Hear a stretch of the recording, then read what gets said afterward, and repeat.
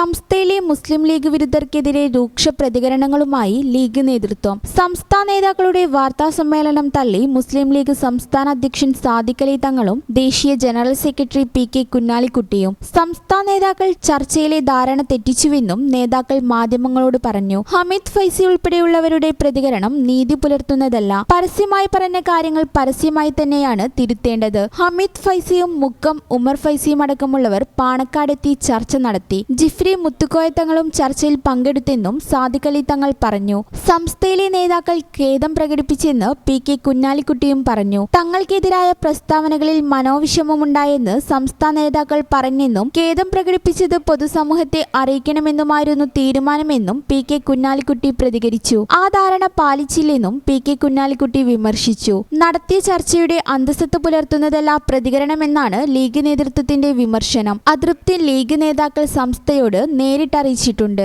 അടുത്ത സമവായ ചർച്ച നിശ്ചയിച്ചത് ഈ മാസം 23-നായിരുന്നു. നിലവിലെ സാഹചര്യത്തിൽ 23-ലെ ചർച്ചയുടെ കാര്യം പുനരാലോചിക്കുമെന്നാണ് വിവരം. ഈ ചാനൽ ന്യൂസ് മലപ്പുറം. ഓഫീസ് സമയം കഴിഞ്ഞാലും അവധി ദിനമാണെങ്കിലും പണത്തിന് ആവശ്യമെങ്കിൽ മൊബൈൽ ആപ്പ് വഴി ഉടനടി അക്കൗണ്ടിലെത്തും. അതാണ് KSFE smart gold over draft. ഏത് ശാഖയിലും സ്വർണം വയ്ക്കൂ. മൊബൈൽ ആപ്പ് വഴി എപ്പോഴും എവിടെ വച്ചും പണം പിൻവലിക്കൂ. പരമാവധി 50 ലക്ഷം രൂപ വരെ. അതിവേഗ പ്രോസസിംഗ്. 24/7 സേവനം. ഇനി ആവശ്യങ്ങൾക്ക് അവധി കൊടുക്കേണ്ട, സമയവും നോക്കേണ്ട. KSFE smart gold over draft. Digitally super charge your gold.